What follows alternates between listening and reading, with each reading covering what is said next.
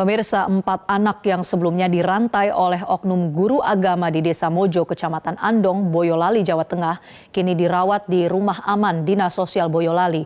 Kondisi mereka secara umum stabil dan mulai kembali ceria. Anak-anak korban kekerasan ditemukan dalam kondisi memprihatinkan pada 3 Juli lalu. 2 diantaranya dirantai di teras rumah setelah mereka kedapatan mencuri nasi. Kekerasan terungkap setelah salah satu anak ketahuan mencuri kotak amal di masjid karena adiknya kelaparan. Warga kemudian menemukan 2 anak dirantai dan 2 lainnya dalam kondisi lemah di dalam rumah. Keempat anak kini mendapat pendampingan psikologis dan pemenuhan hak dasar dari Dinas Sosial. Salah satunya anak inisial S sudah berani menceritakan kembali pengalaman traumatisnya. Kalau enggak dari belakang nanti saya. Polres Boyolali telah menetapkan guru agama berinisial S sebagai tersangka. 2 alat bukti yaitu rantai besi dan besi antena yang telah disita sebagai alat kekerasan. Pelaku akan dijerat dengan Undang-Undang Perlindungan Anak. Ancaman hukumannya 5 tahun penjara. Diamankan di Rumah Aman di Dinas Sosial Kabupaten Boyolali. Di Rumah Aman otomatis kita anak itu aman. Aman ya, segala kebutuhannya tercukupi, makannya apa semua terjamin di sini.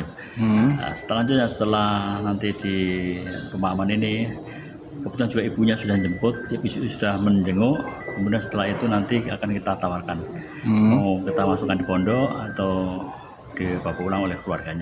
Pemirsa, untuk mengetahui lebih lanjut terkait kasus ini sudah bergabung bersama kami Kapolres Boyolali AKBP Roshid Hartanto. Selamat siang, Pak Roshid. Selamat siang, Mbak.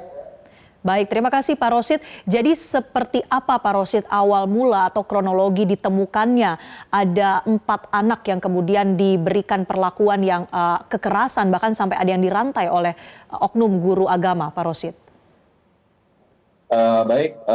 Awal mula ditemukannya anak-anak ini sebagaimana tadi sudah disampaikan di awal, terjadi pencurian kotak amal di Masjid Darussalam yang ada di wilayah Kecamatan Andong.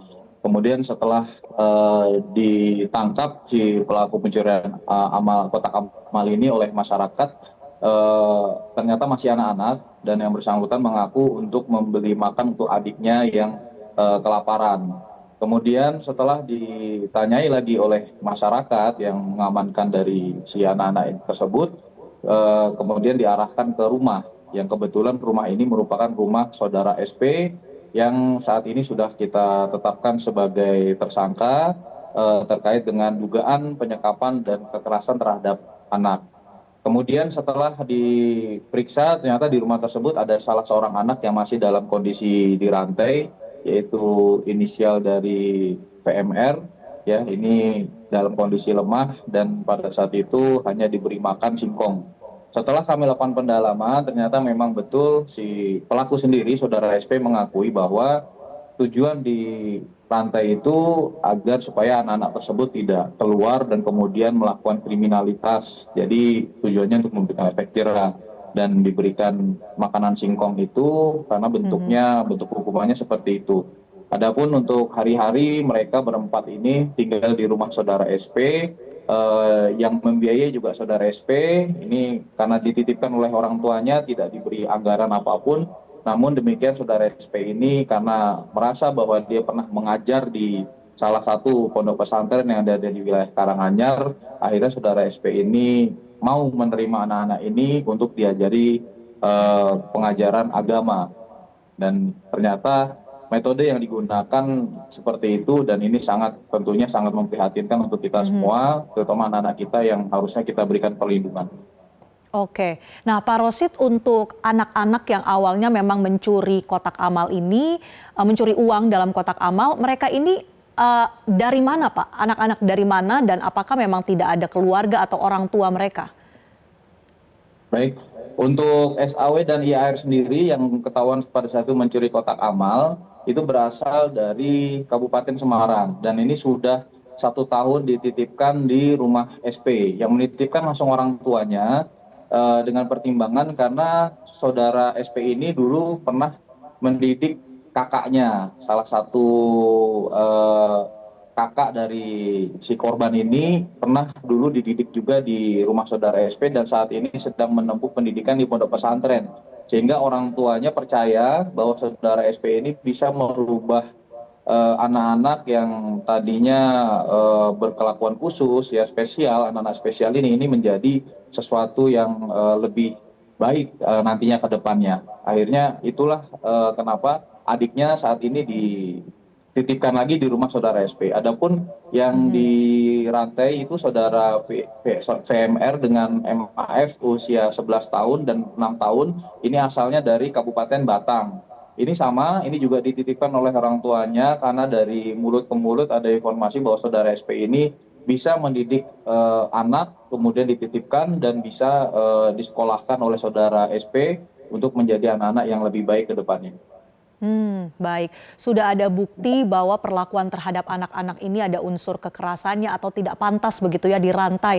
Jadi apakah akan ada pendalaman lebih lanjut Pak terkait operasional pondok pesantrennya? Apakah ini berizin, kemudian sudah berapa lama melakukan tindakan ini? Bagaimana Pak Rosid? Baik, kami tegaskan sekali lagi untuk SP sendiri ini bukan pondok pesantren ya, juga bukan yayasan. Ini rumah yang digunakan oleh saudara SP untuk menampung anak-anak tersebut. Nah, kalau terkait dengan yayasan yang dimiliki oleh saudara SP itu juga tidak berada di wilayah Kabupaten Boyolali. Jadi secara perizinan memang ini sudah menyalahi prosedur, terlebih lagi anak-anak ini disekolahkan dengan sistem kejar paket, bukan di sekolah formil. Tentunya ini juga merupakan hak anak yang tidak boleh dibatasi untuk anak mendapatkan hak pendidikan yang baik. Oke, jadi sudah ditegaskan apa yang dilakukan oleh pelaku ini tidak berizin begitu ya Pak. Jadi masyarakat juga perlu untuk berhati-hati dalam memilih tempat untuk membina anaknya. Nah Pak Rosid, untuk pelaku ini dikenakan pasal apa Pak Rosid?